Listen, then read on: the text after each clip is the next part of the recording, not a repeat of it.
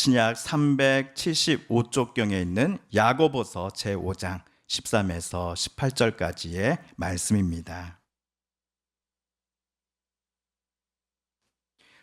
저와 여러분이 한 절씩 마지막 18절은 한 목소리로 함께 봉독합니다. 너희 중에 고난당하는 자가 있느냐? 그는 기도할 것이요 즐거워하는 자가 있느냐? 그는 찬송할지니라.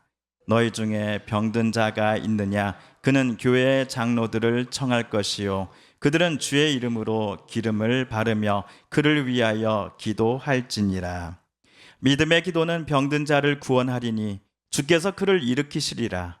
혹시 죄를 범하였을지라도 사하심을 받으리라. 그러므로 너희 죄를 서로 고백하며 병이 낫기를 위하여 서로 기도하라. 의인의 간구는 역사하는 힘이 큼이니라. 엘리야는 우리와 성정이 같은 사람이로되 그가 비가 오지 않기를 간절히 기도한즉 3년 6개월 동안 땅에 비가 오지 아니하고 다시 기도하니 하늘이 비를 주고 땅이 열매를 맺었느니라. 아멘.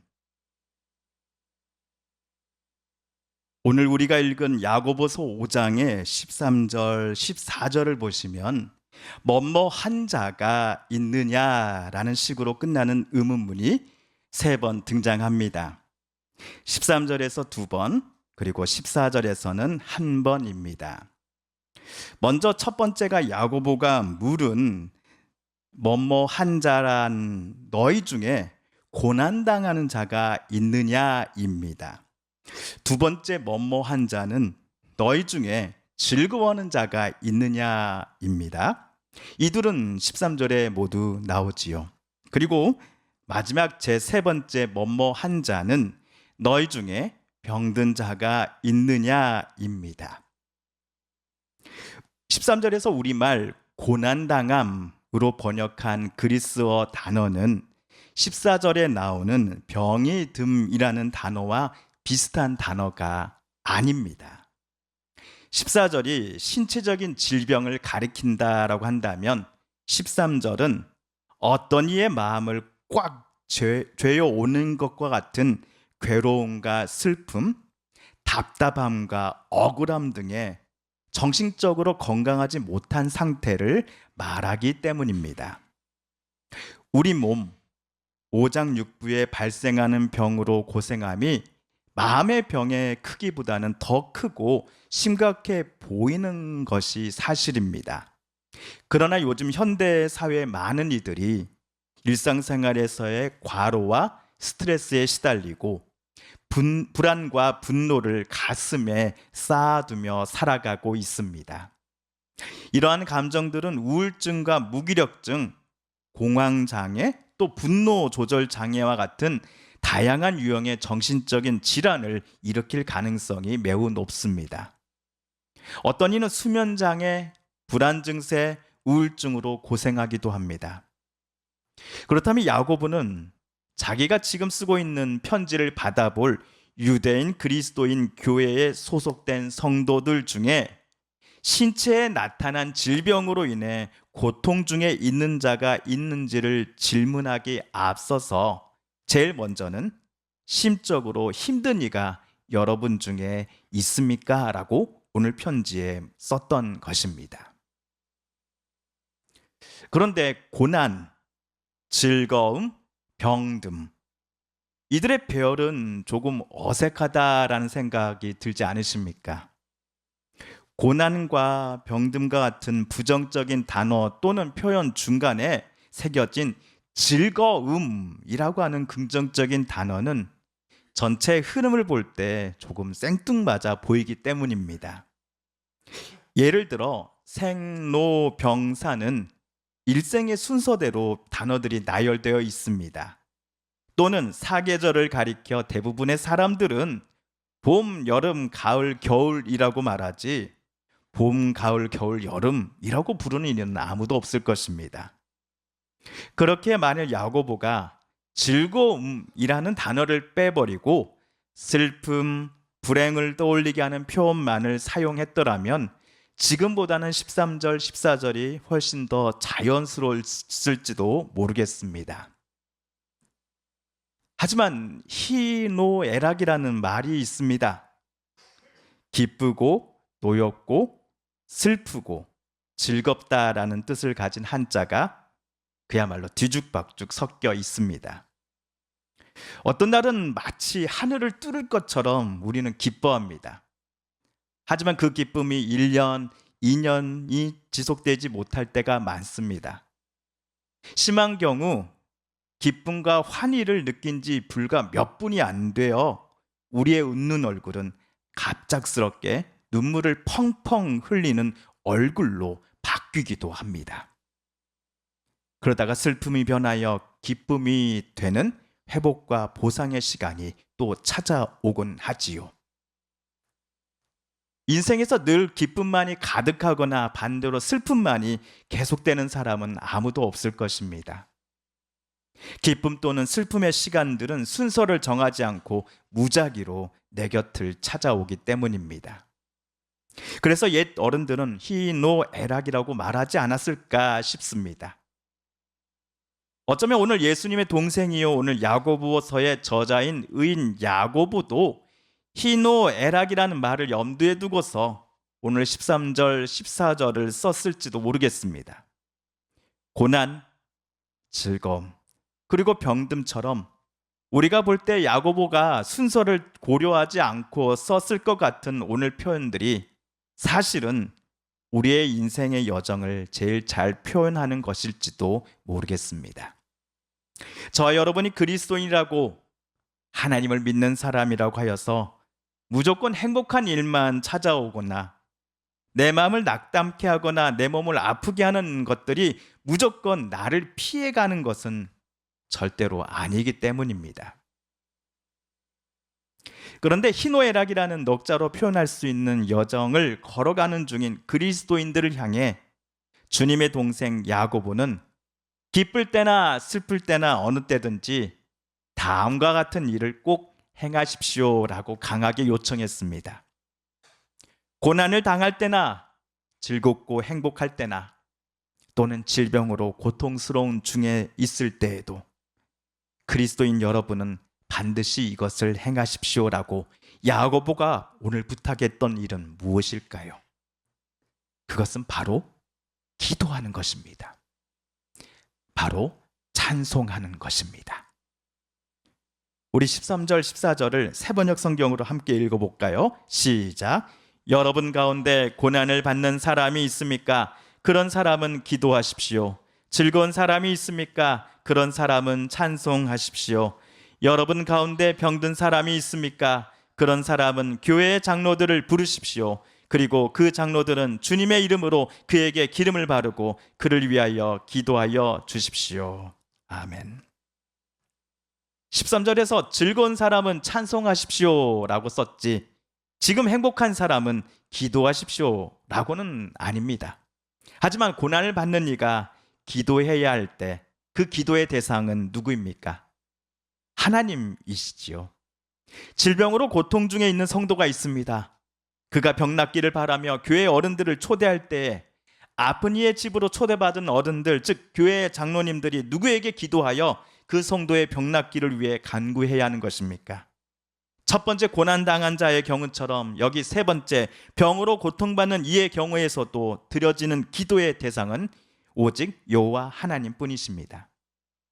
마찬가지로 뭐뭐한 자의 두 번째 경우인 즐거워하는 자가, 지금 행복해하는 자가 찬송을 올려드릴 대상도 하나님이십니다. 그렇다면 뭐뭐한 자의 세 사람 모두 탄식하면서 자신의 마음을 토로하는 것, 노래를 부르며 영광을 올려드리는 일, 이 모든 것의 대상이 하나님이라는 점에서 즐거워하는 자가 있느냐? 그는 찬송할지니라를 그는 하나님께 기도할지니라라고 바꿔도 무방하다라고 저는 생각합니다. 그러므로 누군가가 오늘 야고보가 쓴 핵심의 요점을 한마디로 표현해 보십시오라고 한다면 제가 만약 야고보였다면 저는 이렇게 대답하겠습니다. 기쁠 때나 힘들 때나 어느 때든지 우리 그리스도인들은 하나님을 찾고 하나님께 기도하며 하나님께 찬양을 올려드려야 합니다라고 말입니다. 어느 때나 하나님을 찾는다라고 하면 지금 내가 누리고 있는 행복과 기쁨이 하나님께서 내게 주신 선물임을 저와 여러분이 인정하는 것으로부터 시작합니다. 나 스스로는 내 능력과 내가 가진 경험만 가지고서는 절대로 그러한 일을 이루지 못했을 것임을 내가 똑똑히 알고 있기에 이 모든 영광을 나에게가 아니라 하나님께 올려드리고자 찬송하며 기도하는 것입니다. 이는 우리가 매우 좋아하는 찬송가 301장의 가사에서도 고백되고 있습니다. 자나깨나 주의 손이 항상 살펴주시고 모든 일을 주 안에서 형통하게 하시네. 반대로 고난당할 때에 우리가 하나님을 찾을 때에는 앞의 경우처럼 웃는 얼굴로, 기쁜 얼굴로 하나님을 만나기는 조금 힘들 것입니다. 어떤 이는 말문이 턱 막혀 하나님께 무슨 기도를 해야 하나라고 생각할 것입니다. 또 어떤 분은 너무 화가 나서 당장이라도 하나님의 진짜 멱살을 붙잡고서 하나님이 살아계신다면 왜 당신을 믿는 나에게 이러한 고난을 주는 겁니까? 라고 훨씬 더 심하고 거친 말을 하나님께 쏟아내 버리고 싶은 심정으로 하나님 앞에 나아가고 싶은 이도 분명 있을 것입니다. 하나님께서 내게 원하시는 모습, 즉 나보다 남을 높이며 사랑하며 섬기다가 그리고 하나님의 뜻대로 진실함과 신실함으로 그리고 정직함과 거룩하게 살려다가 남들로부터 차별을 당한 분이 분명 계실 겁니다. 그동안 받지 않았던 손해를 감내해야 하는 분, 그동안 친하게 지냈던 이들로부터 따돌림을 당하는 일, 거짓 소문의 주인공이 되는 일의 원인이 우리가 하나님의 뜻대로 살고자 함으로부터 생겨난 것이었다고 한다면 이때에도 고난당하는 자가 있느냐? 그는 하나님께 기도할 것이요 라는 야고보의 오늘 본문을 기쁜 마음으로 지켜나갈 자신이 저와 여러분에게는 늘 있으십니까? 우리가 행복할 때에도 이 행복의 근원이 하나님이심을 인정하지 않고 나에게로 돌리는 일이 훨씬 더 많은데 우리가 근심할 때에 더욱이 질병으로 고생하는 때라면 저와 여러분이 하나님을 찾는 일은 더더욱 큰 결단이 필요할 것입니다. 그렇다면 야고보는 우리에게 무엇을 하나님께 나아가 기도하라고 말합니까? 내가 현재 당하는 고통, 고난의 때 이전으로 나를 옮겨달라고 기도하라는 것입니까? 마치 타임머신을 탄 것처럼 말입니까? 아니면 나와 내 주변 사람들에게는 앞으로 절대로 나쁜 일이, 힘든 일이 일어나지 않게 해달라고 기도해야 한다라고 야고보는 가르쳤습니까? 이 두 가지 모두는 오늘 야고보가 하나님께 기도해야 한다라는 가르침과는 전혀 관계가 없다라는 것을 저와 여러분은 벌써 눈치채셨을 겁니다. 그럼에도 시간을 앞으로 하나님께서 되돌려 주셨으면 하는 바람을 우리는 갖고 있습니다. 누군가에 대한 그리움 때문입니다. 또는 어떤 이의 마음을 내가 참으로 아프게 한 것에 대한 현재의 죄책감 때문입니다. 그렇다면 슬플 때나 기쁠 때나 믿는 이들이 하나님을 찾고 하나님께 기도해야 하는 이유가 무엇이라고 야고보는 말하는 겁니까? 지금 당하는 고통과 근심의 짐을 우리가 이겨낼 수 있는 용기와 힘을 하나님께 달라고 우리는 기도해야 하기 때문입니다. 다른 이에게 내가 행한 잘못을 진심으로 사과하고 용서를 구할 수 있는 용기를 하나님께로부터 얻기 위해서입니다. 오늘 야고보서 1장 2절과 5절을 우리 함께 읽어볼까요? 시작. 나의 형제 자매 여러분, 여러 가지 시험에 빠질 때에 그것을 더할 나위 없는 기쁨으로 생각하십시오. 여러분 가운데 누구든지 지혜가 부족하거든 모든 사람에게 아낌없이 주시고 나무라지 않으시는 하나님께 구하십시오. 그리하면 받을 것입니다. 그리고 오늘 야고보서 5장 14절과 15절도 세 번역으로 읽어봅니다. 시작. 여러분 가운데 병든 사람이 있습니까? 그런 사람은 교회의 장로들을 부르십시오. 그리고 그 장로들은 주님의 이름으로 그에게 기름을 바르고 그를 위하여 기도하여 주십시오. 믿음으로 간절히 드리는 기도는 병든 사람을 낫게 할 것이니 주님께서 그를 일으켜 주실 것입니다. 또 그가 죄를 지은 것이 있으면 용서를 받을 것입니다. 아멘. 야고보 당시 초대교회 장로님들은 교회 성도 중에 아픈 이의 초대를 받았을 때 그 집을 함께 찾아가서 그 성도에게 올리브 기름, 감람유를 붓고 병 낫기를 위해 기도했다고 합니다. 올리브 기름이 무슨 큰 신비한 힘을 갖고 있어서가 아닙니다. 군대에서 상처가 훈련 중에 나지 않습니까? 그러면은 이런 상처에는 무슨 약을 보통 우리가 일반적으로 발라줍니까? 빨간 약을 발라주지요. 그런데 어떤 친구가 배가 아프다고 의무실을 찾았는데 우리 군의관이 빨간 약을 발라준 겁니다.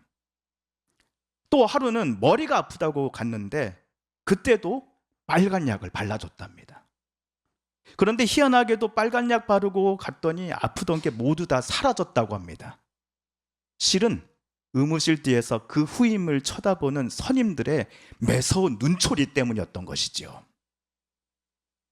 그런데 외과 수술이 필요한 성도에게 오늘 말씀처럼 올리브 기름을 붓고서 그가 낫기를 기대한다는 것이 과연 상식적으로 옳은 일입니까?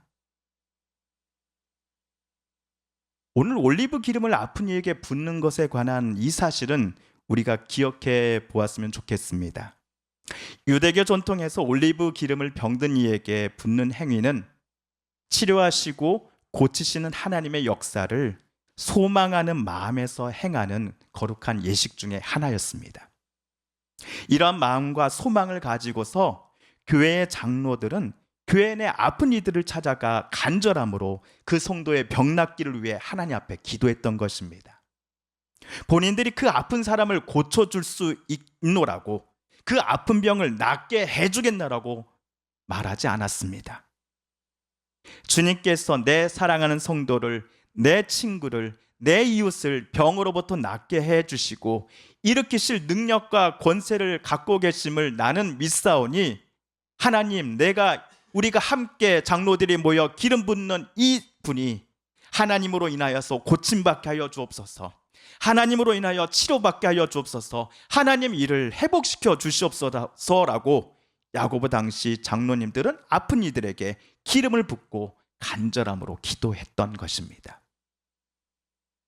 물론 엘리야가 비가 오지 않도록 하나님께 기도했더니 3년 6개월 동안 비가 내리지 않았던 일이 저와 여러분에게 똑같이 일어나지는 않을 것입니다. 그럼에도 우리는 하나님께서 우리의 기도에 어떻게 응답하시고 역사하시는지를 겸손히 지켜봐야 합니다. 리차드 포스터라는 미국의 작가가 있습니다. 우리에게는 돈, 섹스, 권력이라는 책으로 많이 알려진 사람입니다. 그가 쓴 기도라는 책에서 다음과 같은 글귀가 제게 큰 도전을 주었습니다.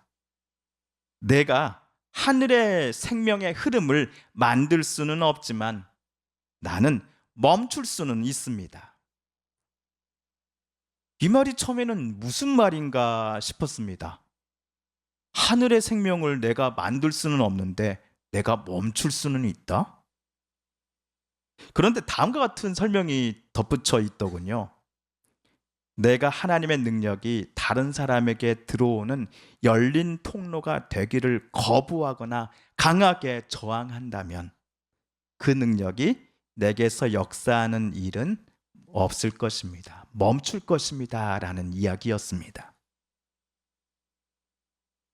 그러므로 우리가 지금 하나님께 올려드리는 기도가 나를 위한 것일 때나 다른 일을 위한 것일 때나 상관없이 내 생각과 경험을 뛰어넘는 역사를 행하시는 하나님을 온전히 신뢰하며 기도를 올려드리고 동시에 우리는 하나님을 잠잠히 바라봐야 합니다.